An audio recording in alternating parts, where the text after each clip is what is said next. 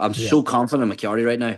Like, so confident that I can just pace that I don't think many guys will fit the live with. And definitely not someone coming in, even if he has been trained, it's different trim. So, yeah, I think it's just 7-8 minutes in, I stepped that gear that he can't deal with and take him out, really. Some man, they wanna chat shit till I knock 'em out like I'm Jack Short. Rolls back, my flow sharp like a hacksaw. Right, we're back. Another episode of the Tanked Up podcast. Today we're joined by the Don, former Cage Warriors champion, former UFC fighter, and now PFL star, Caolan Loughran. First of all, Caolan, big fight coming up. Just finished training. How's camp been going?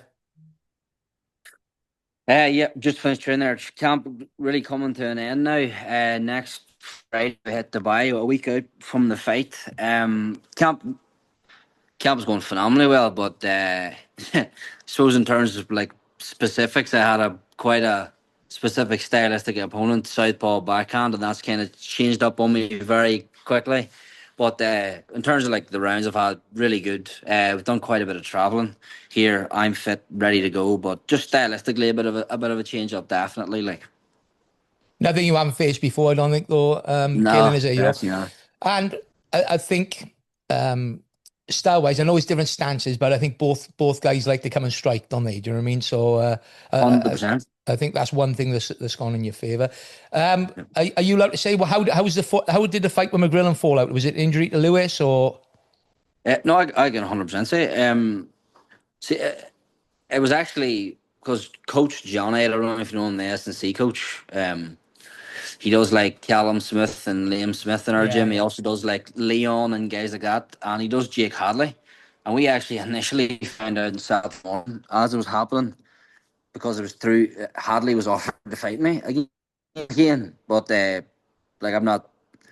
He's already won. Like I don't hold anything to him for not taking it. But that's how I originally found out. Saturday morning, 3 weeks out. Then went to the PFL. They confirmed it with us, and then I got on Lewis, to be honest with you, into his actually stood on him, voice noted him, said like what's actually going down here. And he confirmed it to me. I don't want to like hold. I don't know. I want to move on quickly to my next opponent because he's a dangerous guy. Like he's a good fighter, Jac Cartwright. But the excuse I got was quite feeble, in my opinion. It was that he's sick and that he won't be fighting 3 weeks out. Like we you boys know the fight game. Like these like I know staph infections, sicknesses.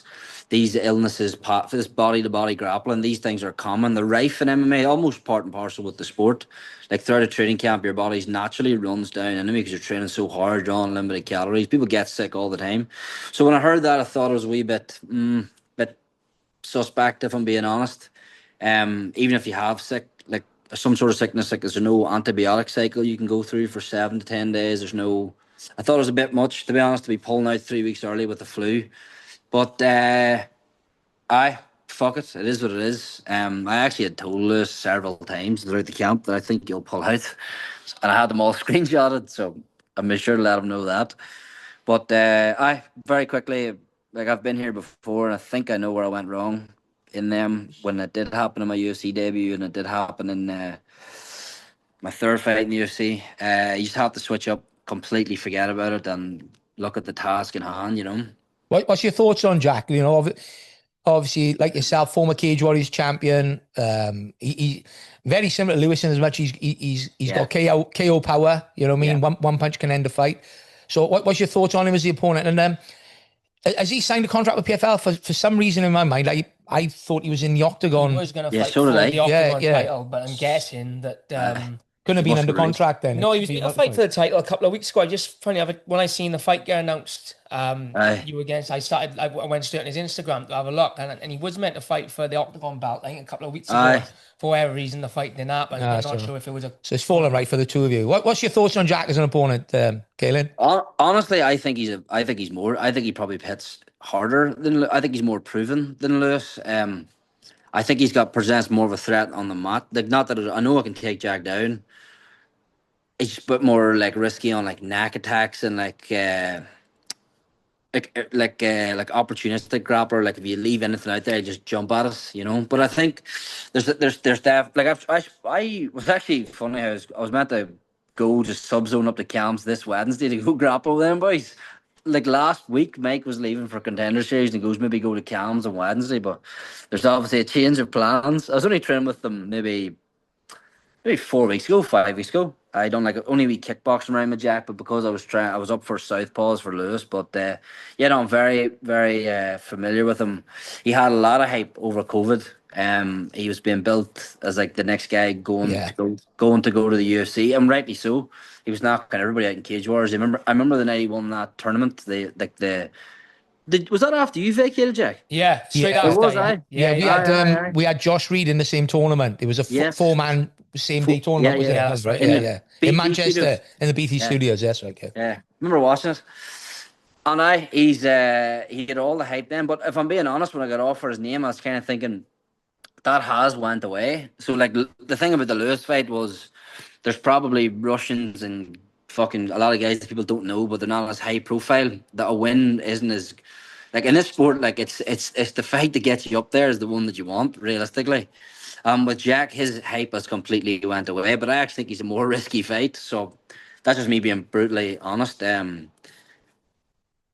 think he makes it's like again on the feet and the grappling. Like I wouldn't say like technically like his basics. I don't think are like world class, but he can catch you with a big shot. He's not hard double A. He's not hard to pass his guard, but he can catch your neck on on the ground. You get me? So just one that like you have to be really, really mentally disciplined for 15 minutes, or if I can get him out of there. But for as long as he's there, you have to be switched on. You know, you have to be. Yeah, he's renowned for his knockout power. But He I is. remember when he came on the scene, when I'd done a bit of homework on him, because obviously we were in the. He's got a really good wrestling pedigree as well, isn't he? I think He does. Yeah. he was Mike, Team Mike, GP, wasn't he, as an amateur, as a wrestler? Mike was telling me this. Is that like he used to win all the tournaments because Yeah. Mike was obviously with he says all like the regional tournaments. He says Cartwright used to be a really good kid as a wrestler, like, but it's a bit weird because he's not hard to take down in MMA. If I'm being brutally honest, he's like that's kind of where he failed. Even that Sylvester guy, the Polish guy, came in who got disqualified, was taken down quite easily, and then in the Contender Series, taken down quite easily. Jonas Magyar took him down quite easily. Now he's been working with Cam for the last year or so, and Cam's a great grappler. Yeah, great So wrestler and I grappler. expect his grappling to be improved under Cam, to be honest. But that's honestly, Mike told me he used to be like one of the top kids in the UK wrestling, but that's what's let him down, really, I think, in his fights. Yeah, mentioning Mike, obviously Mike has started his own academy now, and I follow him on Instagram. We speak to him regularly about getting some cross training, and the academy looks like it's absolutely booming at the moment. How is it going up there with that gym? Unbelievable. There's a bar here if you ever wanna. This is at the gym, is it? Is this at the gym? This is hidden in the back of the gym. Keep Gillies from there. Keep Gillies from there. You don't turn up for any of them one-to-ones. No, the place is flying high.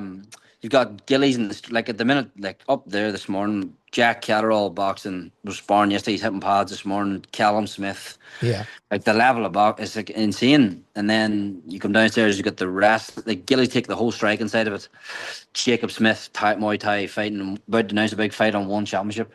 And then Michael take the whole wrestling and the grappling. So it actually is really, really, really high level. It's changed a lot. Even the whole structure and format. Mike has took it from his wrestling days. He trained a lot in Russia and Dagestan. He's implemented a similar like program. Yeah. To then, it's like really, really professional, really, really good. And like above all, like you all know this, like the fight game is full of like absolute snakes that I think are like in it for the like even managers, everything, coaches, just they see you as like a number on the payroll. And But they're like really, really, really good guys that I genuinely believe have my best interest and heart. And that's usually know that I've obviously been following some, but just something that I like. Even this is so stupid, but like last night, me and my girlfriend, like my place is coming out, and my woman's rent ended. So we're looking at a place together, but John just having contact. He's got us this gaff in the city, and we're playing half what we should be just because he's just a good guy. He's just sorted us out, like, and that's hard to find in life, and definitely in MMA, I think there's a lot of double jab right hand pad men are just in it for a pound, you know. So really good guys, and the place is thriving at the minute. Like, Yeah, I think it helps, like you said, you've been with those guys for a long of time, you know, from very early on in your career. So, as course, you said, it's not just a case of they're looking to make a quick buck out of you, which we see all the time, which, like you said, between 100%, managers, when guys are jumping into the big mega gyms. 100%. Not to say everyone at like American Top Team and stuff like that, but it is very much a case of sometimes you have to have their percentage where when you've got a guys or two guys in 100%. your case who've been with you so long, you know, they're invested in you. whatever they're pushing you It's a into, personal relationship. you know, they know you inside out. They got your best interest. One thing I wanted to just jump back a little bit. Obviously, decorated pro career, decorated amateur career. What was your first taste of martial arts or MMA? Was it something that you done as a kid, or did you jump like a lot of guys you've had on recently, like Lewis being one of them, said, you know, they never had a martial arts or a boxing background. They just got straight into MMA. What was the case for you? My was boxing. I don't know if you've ever heard of a sport in Ireland, Gaelic football. No. Yeah. So that Don't was my understand the whole. rules, mind you. It's a bit. It's probably closer to rugby than it is actual football, to be honest. But that was my like where I'm from, like rural Ireland. That's like everyone, the whole parish, the whole community is based around the Gaelic club. That was my. But it's like seasonal based, and it'll be during the summer and that, and then whenever it would end. Every kid would then go into the boxing club. That's just how everyone would do it. But I never actually fought boxing, but I trained boxing every winter for 4 years, 5 years, whatever, when I was like 11. And then I just went away from it. Didn't really take to the boxing like to fight. It was Gaelic football that I liked. Then I started getting some pretty serious injuries in around like 15, 16. Tore my ACL, like quite young to be tearing your ACL in the football field. But I got real bored of like pistol squats and fucking sitting in front. My head was away. So there was an MMA gym opened up. Obviously, this time it was just like at the very start, 2013ish would have been 2000. No, it would have been 2015. Maybe McGregor was obviously the whole rise was happening in Ireland. So I just went down to the gym and I'd done that. I trained boxing quite a bit, and I just gave it a go. And before that session was ended, it was mad. Like immediately, my whole like life was Gaelic football, and that was just gone. And I knew that was I was never going to go back to football, and I was going to pursue MMA. I just instantly became hooked, and never really changed, never really died off. To be honest. When did you move over to Liverpool to start training with the boys? 2019. So I was 21, 22, maybe something like 2019. Still amateur. What inspired that move? Because obviously, like you said, training, living in Ireland. What kind of made you up and leave then and go to Liverpool? I was like 21 or 22, and the gym I was in at the time was very much like amateur bit like schedule. It was really only on like 3 nights a week. Where I was at the point where I was like so invested in it, I was training twice a day, morning and night, and just trying to like do PTs any way I could do to get some sort of money to train twice a day. And I was traveling like I was something like rural Ireland, so it's about a rural Tyrone's like about say an hour-ish from Belfast, and I'll never forget it. Like I remember like it was yesterday because I used to go even down to McGregor's gym on a Saturday to Dublin, which is fucking 3 hours driving, and I clocked up 800 and something miles in 1 week of training. 800 miles between going to driving to my gyms and PT and stuff, and you're not actually recovering there. You're fucked. You're in the car. It's not sustainable, is it? You're fucked. And at that time, Till I just lost actually, until was getting his big rise over here in Liverpool, and the gym was flying, and there was Grundy had just getting the UFC, and Tom was just about to get the UFC at that time, and it was flying. And I just thought I'm going to go over and try it. The guy from Belfast was actually coaching grappling. He messaged me. And I thought I'd go over and give it a go. And booked a one-way flight. Grappled and sparred with Grundy. I think I'm laying. I think I boxed the first night. I thought, geez, I done all right there, you know, half feeling myself. I was like, I'm good, I'm good, I'm good. And then the next day was MMA. And I think... I remember him shooting the first single leg and crucifixing me, and I think it was roughly 4 minutes 50 seconds into the first round, and the round ended in the crucifix. So I just realized there and then, like I'm nowhere, like I'm nothing really in this game, and these guys are like levels ahead of me. So that was it. Then I just stayed. literally slept in the back of the gym for 10.5 months. I slept in the back of the gym, and I just joined the team then, and never really looked back. I think the partnership with John and Grundy is perfect as well. I think you've got like, for me, we always say about Gillies. I think Gillies is like as high level a striking coach you're going to find in the world, not just Europe or the UK. And Grundy, ex-UFC vet, but his wrestling pedigree, Commonwealth champion, all the rest of it, that goes without saying. So I think for every facet that you guys need as a team, those guys can deliver a class and can deliver technique on anything and everything you boys will be asking. So I think they're a brilliant partnership. We've spoken about that a few times. I think it's a really, really good matchup. Mike and John as leading the team, to be honest. Sorry, go on. Yeah, you're good. No, it's been going about a year now as them two is the head, and it's I think the level of it's like really, really, really it's evident how much better we are. And also we're doing a lot of like cross training we do our own drilling and our own class stuff, but we go out to spar quite a bit, and a lot of guys now come into our gym, like everyone in Liverpool, like Curtis Campbell, all the young lads, everyone's coming in, or else we're going to the MMA Academy, or the Aspire lads are coming down, and that's I think that's like vital in MMA. I also had January, Mike came with me, we went to Vegas, me, him and his son Jack here. Mike came with us to watch us train. So I think we've got our own drilling, all our like world class sessions, but then we're like cross training with a lot of guys, which I think is very important, very beneficial. Yeah, Mike's been a sport to us both, haven't we? He did, coming down. So I think we'll sort something out. September is a busy month for both our teams, and I think after that, then we can probably sit down and arrange a day for you guys. Whilst on the topic of obviously the family and stuff, your brother is also a fighter as well. Is he amateur or is he just turned pro? It's only came out there the other day. I think he might be done, to be honest. He's had some pretty a bit of a shitty time with scans and the medicals. They can't. Oh, no. I don't think he can get past, to be honest. He's after putting up an owl. Still very raw, but one of my favourite moments in your career was in you fighting is when you're in the flip flops. Having a backstage fight with somebody at your brother's fight. Brilliant. I think I dropped you a message after that one. He's a dopey old fucker, but he's good for a laugh when he comes along. You know what I mean?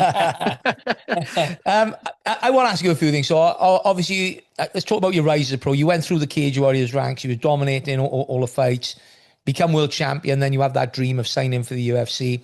How many fights did you end up having in the end, Caolan? Was it about 5, 6 fights? In the UFC? Yeah. Four fight deal. Four. So obviously then, do you mind if we ask that? Was you cut from UFC, or did you make a choice financially? It was a better option with the PFL? Off the win when you were against a Fletcher. Because you'd come off the win and the next thing you know, now we see you signing for the PFL. I'll be completely honest with you. That was the 4th fight in my UFC deal. And it's so weird how it worked out initially, because we left. They put me through the extra media after. I was like, oh, happy days. I'll not even hit them up. A couple of days go past, we don't even hit Sean Shelby up. The drug testing lands. I'm like, oh, deadly. Must be going to get a big, nice contract here. Yeah. I'm out of contract, but they're coming with the things. Then we go back to Sean Shelby, and there was some like initial pushback about how he wanted the finish and stuff in that last fight, and I was like, that's a bit weird. Then he was like, hold off, just for a minute. It's a numbers thing, just hold off. And I was like, hold on, boys. Do you want me here, or do you not want me? I wasn't sad. I was very cross. Like, how long, boys? I'm after getting a big win. Naturally, you think you're getting a new contract here. Like, even your money's going to go up, everything. And he's just hold off for now. Contenders come up. We need to get like a money thing or like numbers thing sorted out. And I was like, what are you on about here? I'm after getting a win. I took 2 fights on fucking fight week before he's on here. I was like, this is all going on. And I was like, in the middle of this conversation, I goes, someone get me Dan Hardy's number here. Yeah. Someone get me Dan Hardy's number here. And that's just because they don't want me. They don't want me. Like, it's very clear. Telling me to hold off. I'm young. I'm fit. I'm healthy. I'm not waiting off to compete. I'm going to fight right now. So we started talking, but I tried to keep it half, like, within the fight game, knowing that I'm testing free agency, but not let, like, any media outlet know. Do you know what I mean? Yeah. It's very hard to do.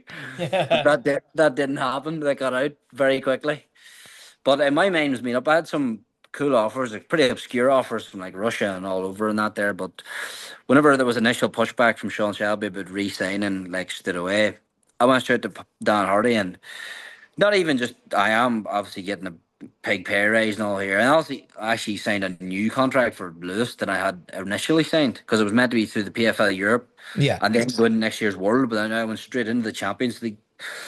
It's just the way they were like talking and what they were like half promising, and their stronghold in originally Paris and now Belfast.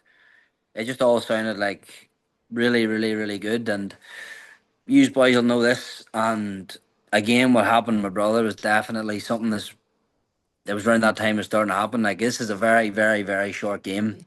Very short window as a pro fighter, mate. And anything can happen. You can have a fight, have a fracture, which is career ending. You know, you never know what's around the corner. So again, I'll jump in. I don't understand the UFC's business model with this to some extent. Like, it's all about like, it's like the razzmatazz. We look for knockout. It's the same with the Dana White Contender Series. You see some guys having a really brilliant performance and not getting the contract. And for me, it's the ultimate fighting championship. It's not the ultimate finishing championship or the ultimate knockout championship. You know, it's a case of UFC should be the best fighters in the world. So what's your thoughts on that when they've come back to you?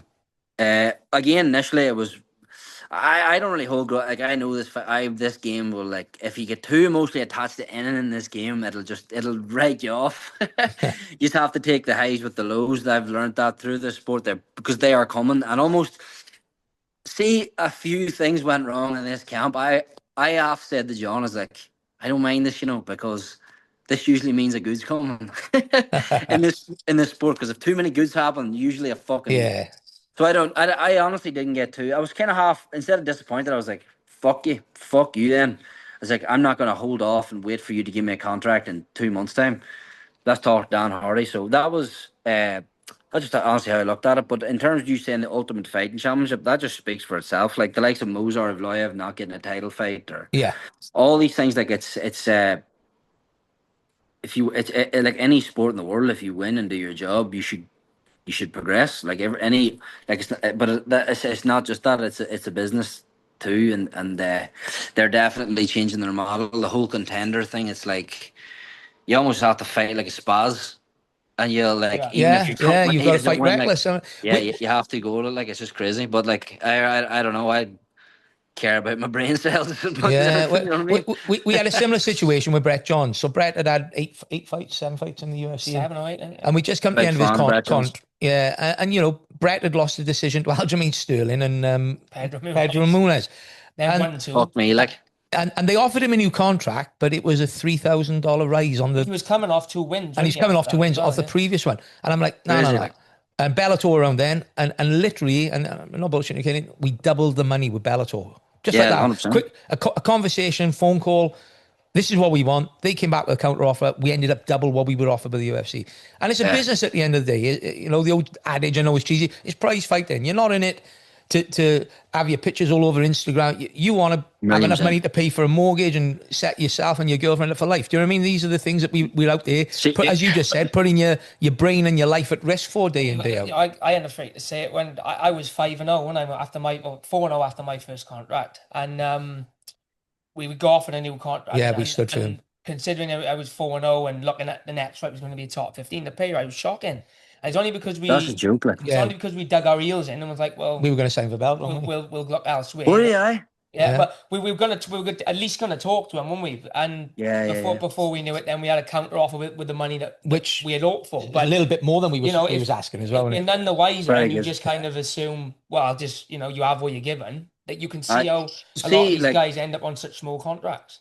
1,000,000%. Like, this was, again, it's just like age, probably, because when I was like 22 or 23, I'd have been like, no, I'm going to the UFC 100%. This is what I want to do. But now, I'm now 29, but I will not be 33 max is when I see it's a young man's game. Like, I know that. So like, honestly, it became an absolute no-brainer. Like, if I'm being brutally honest, it became a no-brainer. And even when I was talking to Paul about his situation in the PFL and how he turned down the UFC, his really was a no-brainer. Like, it was no comparison, like literally a no-brainer. And also, again, like, I was 2-2 in the UFC. Like, it's different maybe if I was like Elliot Poirier's situation that there where they're putting their effort in me. But like since I've signed the PFL, I have never had more interact. Like me and Paul, like it's so stupid. Like, but I even had these wee grannies home for a wedding there because they put us on the local news and stuff just because they're putting effort in. And like them, like maybe you shouldn't, like maybe in business you should be just business, but like see someone who actually seems like they care and they want to put effort into against someone who just seems like you're just one of the next guy. That for me did matter. Maybe it shouldn't, but it did matter to me. And yeah, I can only speak for me, but like personally, like what the first like couple of months here have been unreal, absolutely unreal. I can't wait for the show. Like I got nothing bad to say about PFL, to be honest. We've had quite a few guys on there. Brett's had a couple of scraps. We've had Levi back, and we always get looked after. And I always say the running of the event and everything, it's UFC standard, and the money, you know, for some of these guys is UFC level as well, if not higher. How many fights have you signed? What's the contract? I don't want to know the ins and outs of the deal, but 4 fights, so 5 fights? This is the one. This is the thing. So I had signed 2 fights. I'll be honest with you, they were called like developmental fights as they are. I'd be on next year's World Series. But I'd called out a lot of stuff and that contract got scrapped. So I signed a new 1-fight deal with the PFL. I've been promised a couple of promises, like if I win this stuff, I'm in the World Series all next year anyway, because I've helped them out again here. Yeah. But this is that contract was scrapped, and I've now signed just for this one a new 1-fight deal, and then it'll depend probably money wise where you go from there, how it goes. But this where I'll be in the PFL regardless. All my life, if the UFC came back in here, I'll be in the PFL after this regardless. Obviously, you talked about the fight with Jack coming up. Talked about his pros, his cons. All goes well, you get a win and you perform how you think you can perform. One more for the years out, or as you say, is it most likely going to be, let's see what they offer, maybe wait till wait for the tournament, maybe, is it? Year? Well, again, it'll depend. I heard the other day Sergio Pettis saying that it was Lewis though at that time, because we were on after them, and I think that annoyed him and Magomedov, which it should do. He says if he beats Magomedov and I beat Lewis, he'll fight me. He called me out, and I was watching thinking, fuck, Sergio Pettis is like, I'll definitely go back in the camp to fight a guy of that stature, that name value. That would be maybe one of the Saudi shows in December or something. I'd definitely do that. So if that was on the cards, 100% I'll fight Sergio Magomedov. That would put you as a number 1 contender for the title next year. 100% that would do that. And if not, I'll go to the tournament next year and earn it the right way, as you should do, really. But either or sound good. If Lewis ever wanted to come back, I'd be there too, but I wouldn't hold my breath. What's your prediction for next Saturday? Which one's that, sorry? What's your prediction for the fight with Cartwright? How do you see it going? I just discipline. I see me beating him really everywhere as long as I'm switched on. My pace at the moment is really, really, really, really, really high. And I'm sparring some really good guys. I've been down traveling in London and over in Belfast stuff. My pace at the minute is really, really, really high, and I fancy myself to take anyone the deep ocean at the moment with my wrestling and my pressure, especially someone coming in with late notice. So if I'm switched on, stick to my game plan. 5, 6, 7 minutes in, I can't see Jac Cartwright being fit to live to me, and I expect to step to another, especially in the short notice, step to another gear that he can't deal with and take him out, be that with the hands or in a dominant grappling position. You know, I'm so confident in my carry right now. Like so confident that I can just pace that I don't think many guys will fit to live with, and definitely someone coming in, even if he has been trimmed, it's different trim. So yeah, I think it's just 7, 8 minutes in, I step that gear that he can't deal with and take him out really. Do you see the PFL rematching you and Lewis in the new year? Yeah, if he's going to be in next year's World Series, I'll do that for the first round. But I wouldn't want that to be in some like wee studio in Florida either. Do you know what I mean? No, it'd be nice to be back in the UK when you know. I'd like you'd get a good audience for that as well, live, I believe. 1,000,000%. Especially if Paul's come back to Belfast, let's do it there. Or he wants to go to Manchester, no problem. But if they want to do that first round in next year's World Series, again, do you want me to be brutally honest with you?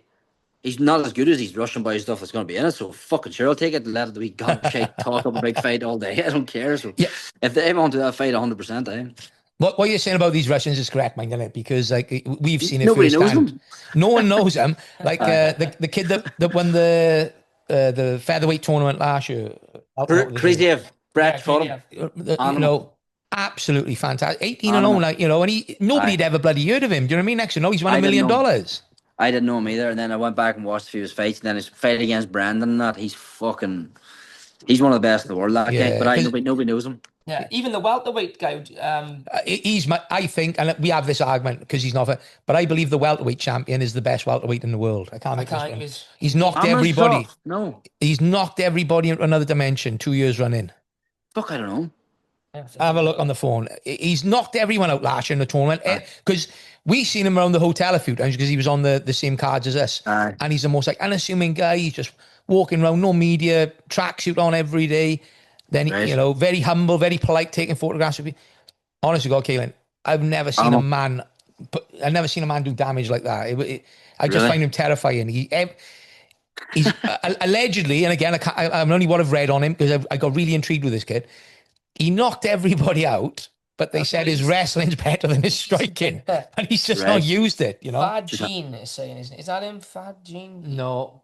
Go on Brett's fight in one of the PFL and then click on the card. Wait there. It's going to take some. That's the thing about it, like, because and listen, I mean, we don't even know the kid's name. He's $1 million champion. I can't even think of his name.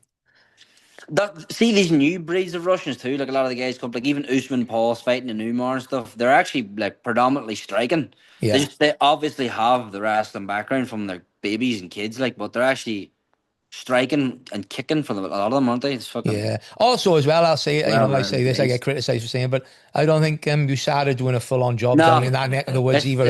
Let's be honest, right? Absolutely, certainly. They go up a mountain.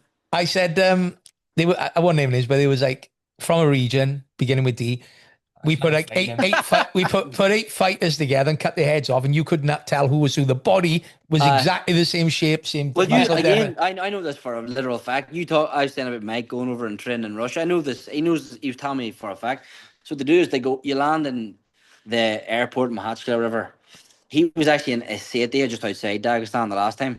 From you land in the city, it's a 6-hour drive up the mountain to altitude training. There's no fucking drug testing up there. They go up there for like 5 weeks, juice the fuck, come back down altitude, absolute animals.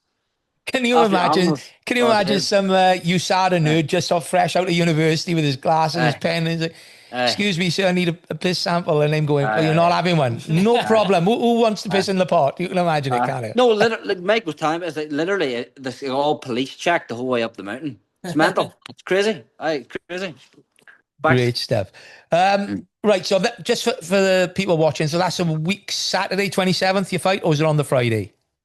October 3rd, so it's 2 weeks. Yeah, October 3rd, so 2 weeks. It's a week after we come back. Brilliant. I'll be able to watch that one then. Anything you want to finish off on, Jack? No, it's great. I just, obviously, like you said, the goal beat Cartwright, hopefully the rematch with Lewis and on to the global tournament. Would be great, I think, to see you in Belfast with Paul on the card as well. I think that would be brilliant for you as well on a personal level, wouldn't it? You know, have a big homecoming fight. Floor is yours, more or less. Anyone you want to thank? Obviously, your coaches and stuff, but anyone you want to shout out, sponsors, use your chance. Coaches, the team, all my sponsors, the Instagram. And hey, I'll tell you this, lads, you know this, but watching you, Jack, and Nathaniel Wood was like, when you were obviously bantamweights, weren't you? When I was like an amateur coming up, you were like 2 of my favorite fighters, honestly, like regionally. And then whenever you got the bantam, I remember your nights in Wales and Nathaniel's nights in the Indigo and the O2, and them two in particular really gave me a goal of becoming a Cage Warriors champion. So I just, thanks to that lad, I'd probably say. That was a massive goal of mine, and then obviously I done it, which was cool. No problem. Hey, like you said, the lineage of that Cage Warriors bantamweight title is fucking old. Like, you just look at some of the names, like you said, Brett, myself, Nathaniel, you, even like you go down the line now, get in Cartwright. Fletcher got in. He was champion. He was in champion. No, he didn't. But Fletcher was another one. There's been some real good names. So, Caolan, we thank you for coming on. Hopefully we can get some training in the new year. Towards the end of the year, and I want to wish you all the best for next Saturday, and we'll be rooting for you to get the win. And tell Gillies I'll be dropping him a message when I'm back from Australia. We're going to try and get him on. I'd like to have a chat with him and get it. As long as he does. Yeah, is he there? No, I'll tell you what, Check a camera on him. Let's have a look at him. no, it says he's not here. It says we'll Oh. get. Yeah, we'll do it in the bar. We'll come up and do it in the bar. Tell him no beer because I don't want the stories to go tits up. Do you know what I mean? I don't know about that. Top man, Don. All right, good luck, buddy. Thank you very much. Good luck. Ta-ra, my man. He's after, boys. Good luck.